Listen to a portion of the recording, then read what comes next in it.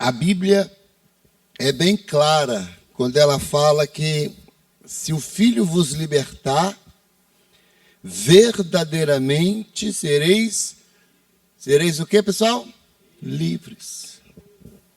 Então, existe a falsa liberdade. Se vocês ainda não acionaram lá no YouTube, vocês estão perdendo tempo. Tem a mensagem de domingo e tem a mensagem de quarta-feira. E vai entrar de hoje também, amém, pessoal?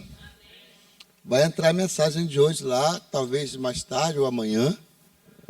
E vamos ver como é que Deus vai usar, né? Porque essa palavra aqui, de manhã eu preguei uma mensagem diferente. De manhã foi outra mensagem. E essa mensagem está fresquinha do coração de Deus para você. Amém? Então nós vamos começar a falar sobre batalha espiritual. É a batalha espiritual. Então nós vamos fazer aqui sextas-feiras da batalha espiritual. Daqui para frente, algumas sextas-feiras, até Deus falar, a gente vai estar falando sobre a batalha espiritual. A Bíblia fala para a gente que essa batalha ela acontece todos os dias. E essa batalha ela acontece no mundo físico, no mundo espiritual e também no mundo emocional. Uma batalha. Lá em Gálatas vai dizer para a gente que a nossa luta está dentro de nós. A luta está na nossa mente, no nosso coração. Há uma batalha interna entre a carne e o espírito. Um não quer que o outro faça a vontade dele. A carne não quer que o espírito faça a vontade dele, nem o espírito quer que a carne faça a vontade dela. Por isso é uma luta.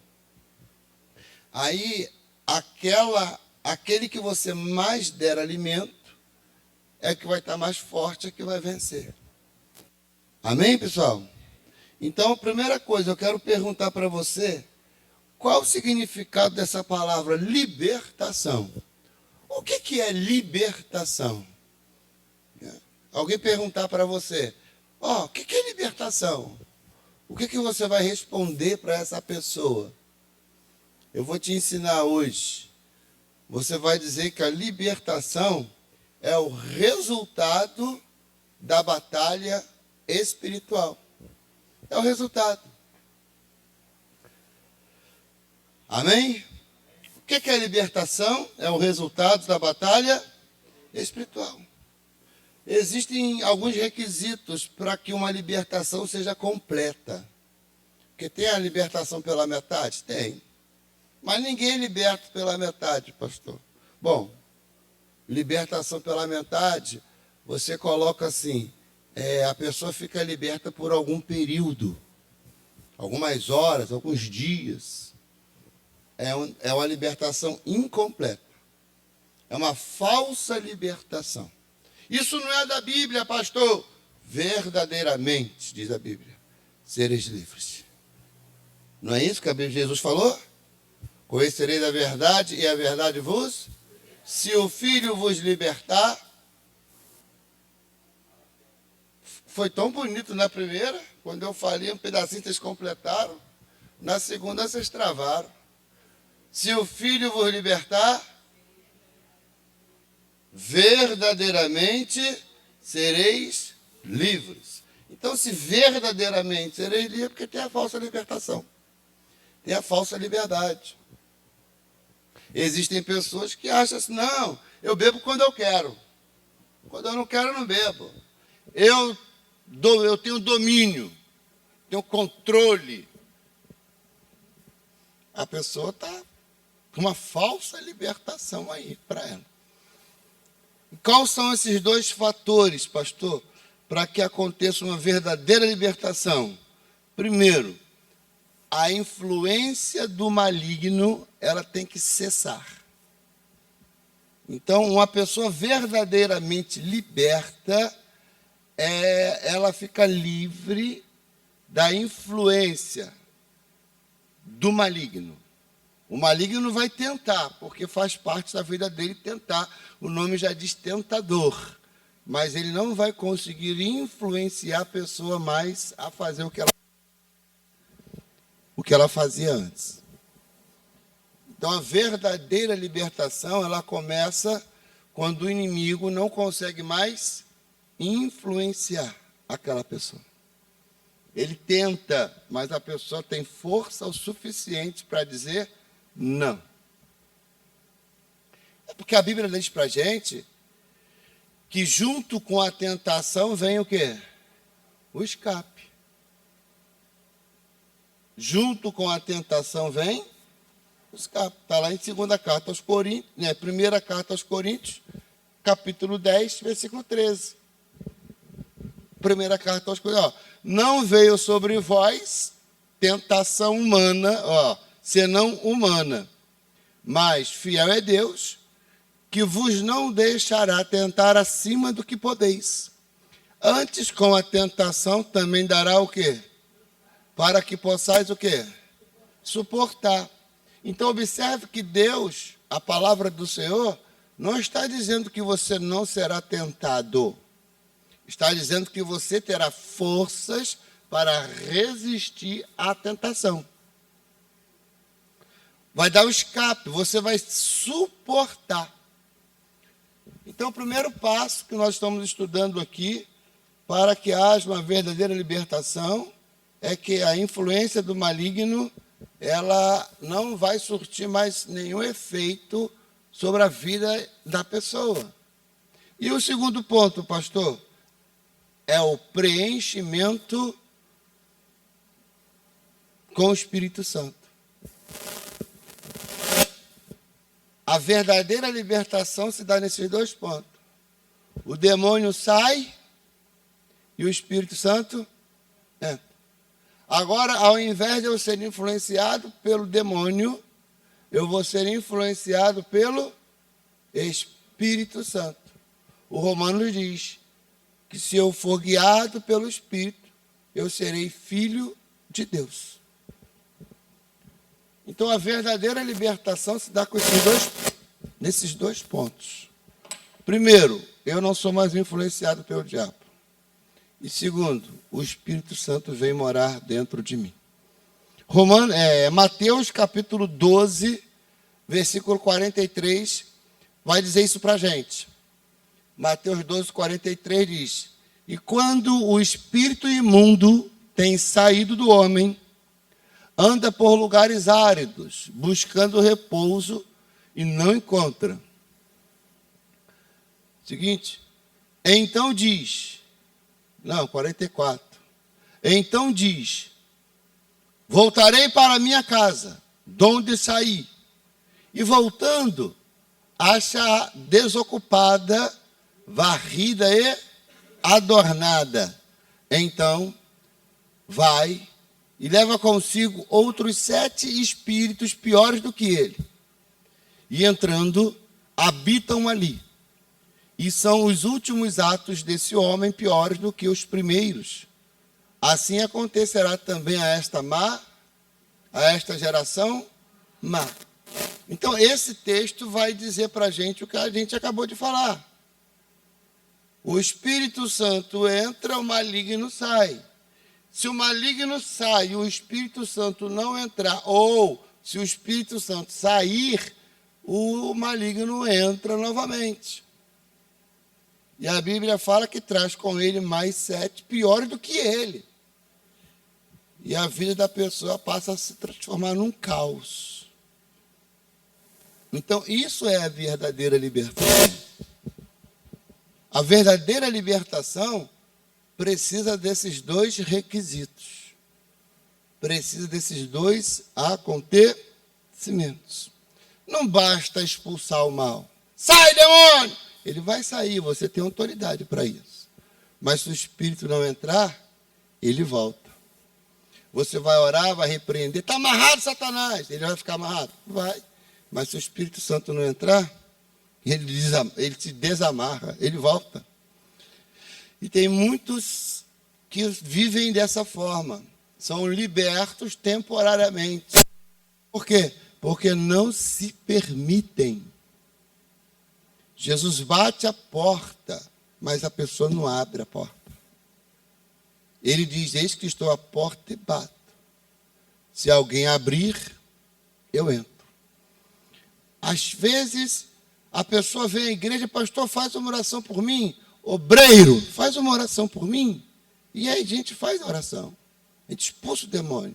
E a pessoa vai embora feliz da vida. Aí na esquina o demônio entra de novo. Entra de novo, entra. Por quê?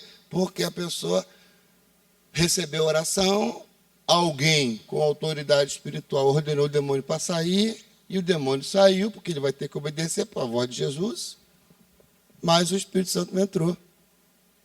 E aí ele entra. Então eu posso dizer para você que pode até ser pior ainda quando o demônio só sai. Por quê, pastor? Porque ele diz que se o demônio sai e a casa não for cheia do Espírito Santo, ele volta com quantos mais? Com mais 7. Então, ou você permita que o inimigo vá embora, suma, desapareça, e se encha do Espírito Santo, ou você vai ficar igual, como diz a pessoa que ela quer emagrecer, mas ela emagrece, engorda. Tem um efeito que se dá. Como é que é o nome? Efeito sanfona. Tem crente que é efeito sanfona. Fica expulso o demônio não entra de novo. Expulso o demônio entra de novo. Fica liberto um tempo e depois ele volta. Está amarrado um negócio desse. É ou não é verdade? Está repreendido. Não podemos permitir que o inimigo entre de novo. Até porque Jesus fala que se eu permitir que o demônio entre de novo, eu sou pior do que o cachorro que vomita e come o próprio vômito. Sou pior do que a porca que foi lavada e voltou para o chiqueiro. Então, quando Jesus ele entra, ele vai fazer com que mude alguma coisa dentro da pessoa. Quando a libertação chega, o demônio sai, o Espírito Santo entra, vai mudar coisas no interior, na alma. Fala assim comigo. Quando Jesus entra na vida da pessoa, a alma muda. A alma, o que é a alma do homem? Pensamentos, sentimentos e emoções. Então, observe que lá em Filipenses capítulo 4, versículo 8, ele fala para a gente uma coisa muito importante. Ele diz assim, quanto ao mais, irmãos, tudo que é verdadeiro, tudo que é honesto, tudo que é justo, tudo que é puro, tudo que é amável, tudo que é de boa fama, se há alguma virtude e se há algum louvor, nisso pensai.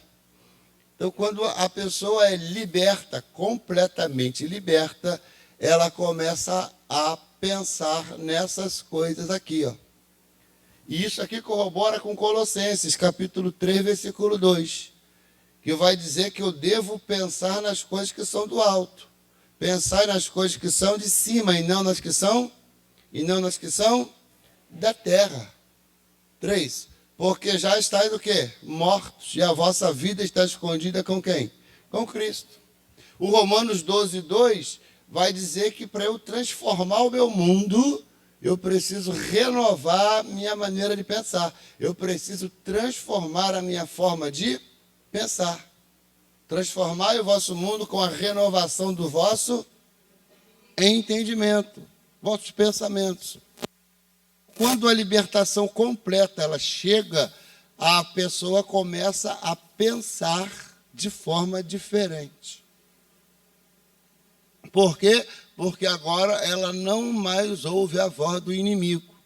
Ela ouve a voz de Deus. Então, a libertação verdadeira, ela produz, fala assim comigo, uma mudança de pensamento, uma mudança de mentalidade. Uma mudança de mentalidade. Outra coisa, outra mudança que acontece é nos sentimentos. Ezequiel 36, versículo 26, diz para a gente assim, ó, Ezequiel 36, 26. E vos darei um coração novo, e porei dentro de vós um espírito novo, e tirarei o coração de pedra da vossa carne, e vos darei um coração de carne. Seguinte, coração de carne. E porei dentro de vós o meu espírito, e farei que andeis nos meus estatutos e guardeis os meus juízos e os observais. E habitarei na terra. Na terra que eu dei a vossos pais. Então, aqui está dizendo para mim que quando eu realmente sou liberto, o meu coração é transformado. O meu coração muda. O que é o coração? Os sentimentos. Romanos capítulo 5, versículo 5 diz que Deus, ele derrama, ou melhor, o Espírito Santo derrama o amor de Deus no nosso coração. Então, a verdadeira libertação produz mudança de pensamentos e mudança também aonde mais? Nos sentimentos. Os meus sentimentos também são transformados quando eu verdadeiramente sou liberto. Uma pessoa verdadeiramente liberta, ela tem os pensamentos transformados e os sentimentos também transformados. Mas não é só isso. Muda também o comportamento da pessoa. Então, 3 mudanças acontecem na vida de uma pessoa depois dela ser liberta. Ela pensa diferente, sente diferente e age também diferente. Isso é muito forte. Eu vou dar para vocês o exemplo do homem chamado Zaqueu. Em Lucas capítulo 19, versículo 1. Como a mente dele mudou. Como o comportamento dele mudou. A Bíblia vai dizer para a gente que o Zaqueu, ele era um publicano. Ele era ladrão. Ele roubava. Ele era uma pessoa odiada pelos seus irmãos. Porque ele era judeu e ele era empregado dos romanos.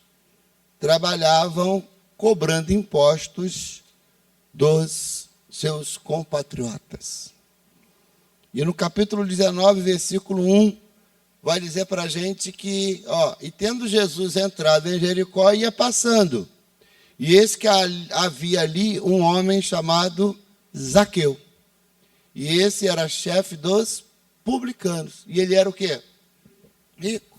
Então, observe que esse homem era rico. E ele podia comprar o que ele quisesse. Porque ele era rico. Mas ele não tinha paz no coração dele. E essa paz que ele tanto queria, o dinheiro, por maior que seja, que fosse, não tinha como comprar. Não existe a possibilidade de dinheiro comprar tranquilidade. Dinheiro não compra paz. A paz, a verdadeira paz, tem até o louvor do como é que é o nome dele? Do Lázaro, que fala sobre a verdadeira paz.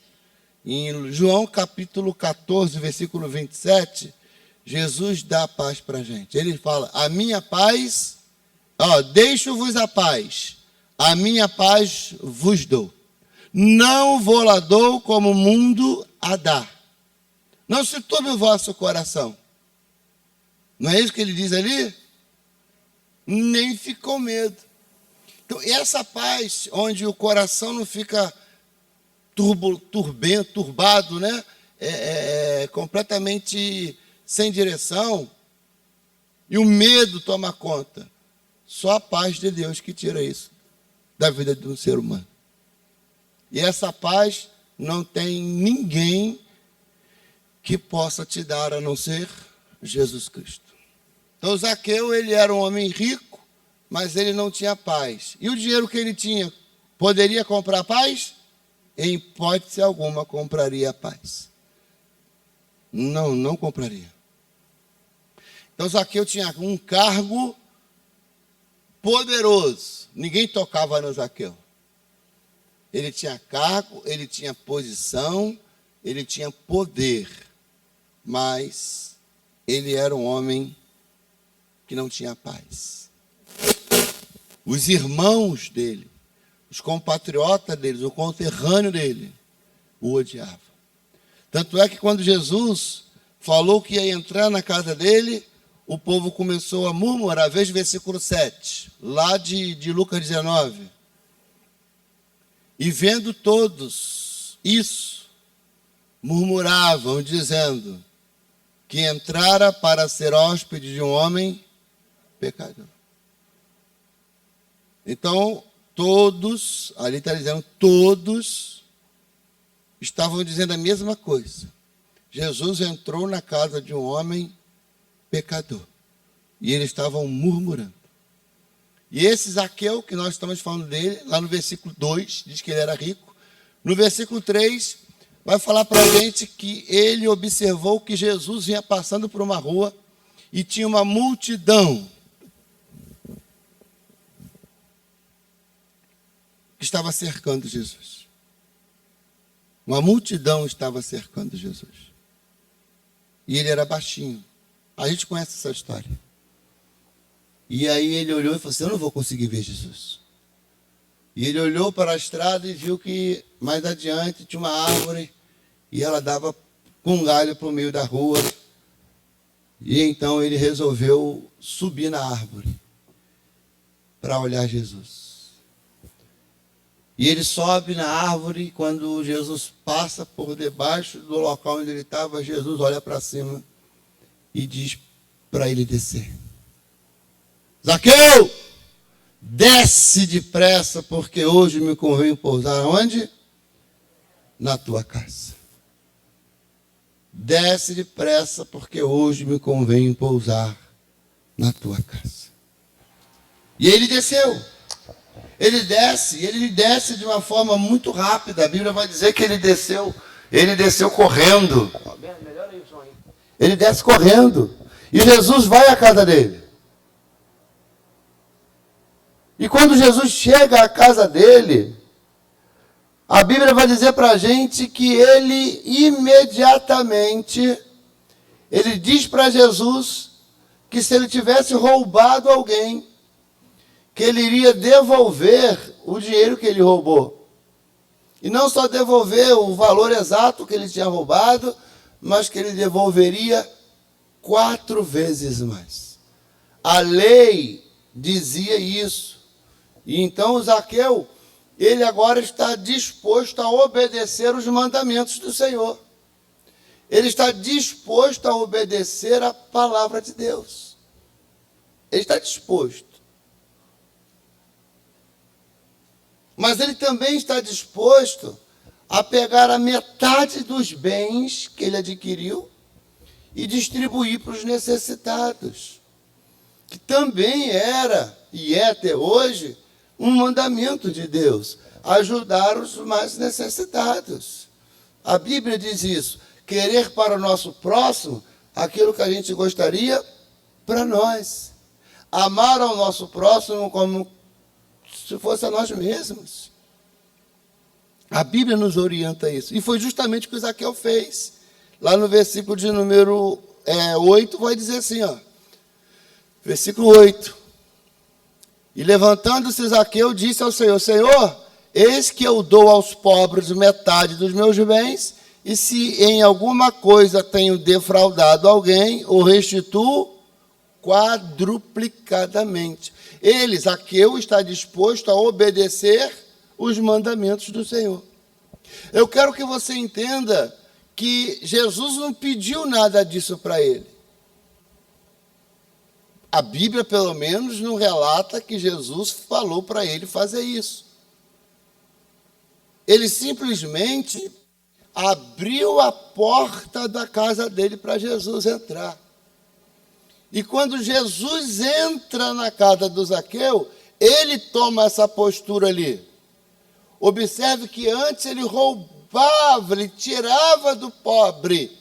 Olha como que a mente dele mudou. Agora ele está querendo dar para o pobre. Mudança de pensamento. Mudança de sentimento. Eu vou pegar os meus bens e eu vou dar a metade para os pobres.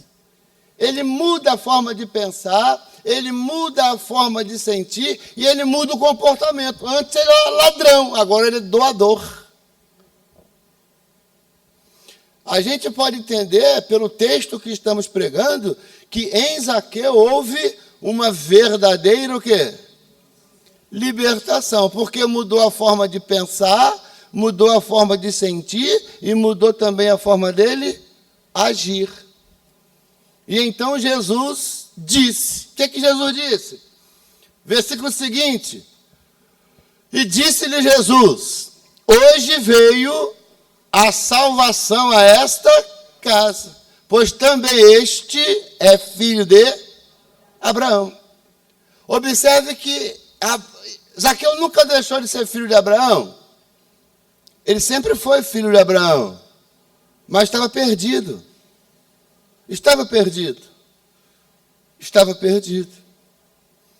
O povo de Deus é filho de Abraão. Ele é nosso pai na fé. Mas tem muitos que estão perdidos. A Bíblia vai dizer para a gente alguns pontos, tem alguns pontos, alguns personagens que estão perdidos. O próprio Senhor Jesus Cristo diz, há muitas ovelhas que estão fora do aprisco, convém a mim agregá-las. Jesus quer trazer as ovelhas perdidas para o aprisco. E ele quer usar o pastor, quer usar você, quer usar o sacerdote para trazer essas ovelhas perdidas. O filho pródigo, qualquer dia desse eu vou pregar sobre o filho pródigo. Que bênção é aquela palavra do filho pródigo. Que ele sai e vai para um lugar bem distante. E a Bíblia vai dizer que ele gastou tudo que tinha com promiscuidade, com jogos. Que ele estava passando fome. E ele foi trabalhar cuidando de porcos. Que, de acordo com as Escrituras, naquela época, era um animal imundo, onde o judeu nem perto chegava. E ele, então, percebeu que ele estava imundo, quando ele sentiu vontade, desejo de comer a comida do porco. Ele pensou assim, eu sou um porco. Em outra forma de falar, ele disse, eu estou imundo. Eu preciso me lavar. Eu preciso voltar para a casa do Pai. Eu preciso tirar essa imundície de mim. E só voltando para a casa do Pai que a imundície vai embora. É só tendo uma verdadeira libertação, mudança na forma de pensar, de sentir, de se comportar, é que a gente vai ter realmente um encontro com o Pai. A gente vai estudar aqui, nas próximas semanas, outros personagens bíblicos que estavam perdidos, mas tiveram uma mudança na sua forma de pensar, de sentir e de agir. E receberam a bênção de Deus, receberam e encontraram a salvação. E não há pessoas na face dessa terra que encontre Jesus e que não volte para o Pai, e que não seja liberto, lavado, remido pelo sangue do Cordeiro. Amém? Vamos ficar de pé então? Vamos orar um pouquinho? Vamos buscar esse Deus maravilhoso, esse Deus tremendo, e vamos dizer para Deus, eu preciso dessa libertação completa. Eu não posso simplesmente expulsar o demônio. Ele vai ser expulso, mas ele vai voltar com mais 7. Eu preciso expulsar o demônio e preciso ocupar o lugar com a presença do Espírito Santo de Deus. Amém? Feche seus olhos.